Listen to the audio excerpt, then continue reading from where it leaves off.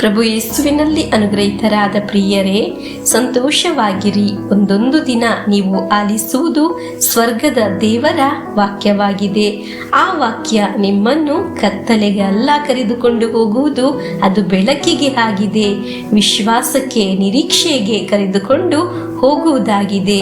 ಈ ವಾಕ್ಯ ನೀವು ಆಲಿಸುವುದು ನಿಮ್ಮ ಕುರಿತು ದೇವರಿಗೆ ಪದ್ಧತಿ ಇರುವುದರಿಂದಾಗಿದೆ. ಡೈಲಿ ಬ್ಲೆಸ್ಸಿಂಗ್ ಅಲ್ಲಿ ಪಾಲ್ಗೊಳ್ಳುವುದು ದೇವರ ಪದ್ಧತಿಯಾಗಿದೆ, ದೇವರ ಅನುಗ್ರಹವಾಗಿದೆ. ಹಲ್ಲೆಲೂಯಾ. ಇಂದು ನಾವು ಆಲಿಸುವ ವಾಕ್ಯ ಪ್ರವಾದಿ ಯೆಶಾಯನ ಗ್ರಂಥ 43ನೇ ಅಧ್ಯಾಯ 19ನೇ ವಾಕ್ಯ. ಇಗೋ, ನೂತನ ಕಾರ್ಯವನ್ನು ನಾನೆಸಗುವೆ, ಈಗಲೇ ಅದು ತಲೆದೂರುತ್ತಲಿದೆ. ನಿಮಗೆ ಕಾಣುವುದಿಲ್ಲವೇ? ಮಾರ್ಗವನ್ನು ಏರ್ಪಡಿಸುವೆ ಮರುಭೂಮಿಯಲ್ಲಿ, ಹರಿಸುವೆ ತೊರೆಗಳನ್ನು ಅರಣ್ಯದಲ್ಲಿ. ಪ್ರಿಯರೇ, ಕಳೆದ ಕಾರ್ಯಗಳನ್ನು ನೆನೆಸಿಕೊಂಡು ಇರುವವರು ಈಗ ಸಹ ಅನೇಕರು ಬೇಸರದಲ್ಲಿದ್ದಾರೆ. ಅನೇಕ ಕಾರ್ಯಗಳನ್ನು ಮನಸ್ಸಿನಲ್ಲಿ ತೆಗೆದುಹಾಕುವ ಕಾರ್ಯ ಸಮೇತ ಇಂದು ಮನಸ್ಸಿನಲ್ಲಿ ಎತ್ತುಕೊಂಡು ನಡೆಯುವುದಾಗಿದೆ. ಅದೇ ಅನೇಕರ ಸೋಲಿಗೆ, ಬೇಸರಕ್ಕೆ ಕಾರಣ. ಈಗ ಆಲಿಸುವಾಗ ನಿಮಗೆ ಅನಿಸುತ್ತದೆ, ಇದು ನನ್ನ ಕುರಿತಾಗಿದೆ.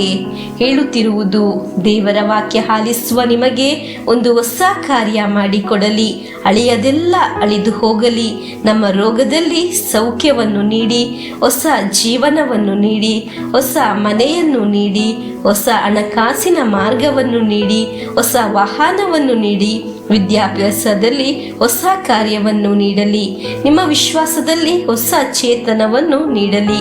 ದೇವರ ಸಂಬಂಧ ನಿಮ್ಮ ಕುಟುಂಬದಲ್ಲಿ ಹೊಸ ಅನುಭವ ಉಂಟಾಗಲಿ.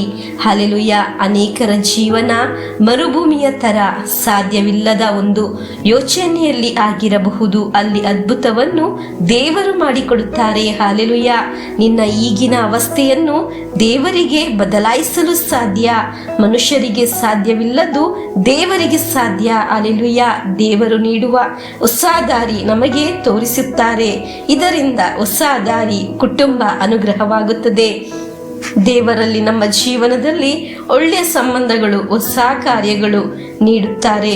ಪ್ರಿಯರೇ, ನಮಗೆ ದೇವರ ಹೊಸ ಕಾರ್ಯವನ್ನು ನೀಡುತ್ತಾರೆ ಎಂದು ವಿಶ್ವಾಸಿಸಿ ಪ್ರಾರ್ಥಿಸಿ ಪ್ರಭುವಿನ ಆಶೀರ್ವಾದವನ್ನು ಸ್ವೀಕರಿಸೋಣ. ನಮ್ಮ ಪ್ರಭು ಯೇಸುಕ್ರಿಸ್ತರ ವರಪ್ರಸಾದವು, ದೇವರ ಪ್ರೀತಿಯು, ಪವಿತ್ರಾತ್ಮರ ಅನ್ಯೋನ್ಯತೆಯು ನಮ್ಮೊಡನೆ ಇರಲಿ. ರೋಗಗಳಿಂದ, ಅಪಘಾತದಿಂದ, ದುರ್ಮರಣದಿಂದ, ಅಗಾಲಿದ ಮರಣದಿಂದ, ಅಸೂಯೆಯಿಂದ, ಮೋಸೆ ವಂದನೆಯಿಂದೆല്ലാം ದೇವರು ನಮ್ಮನ್ನು ಸಂರಕ್ಷಿಸಲಿ. ಹಾಲೆಲೂಯಾ.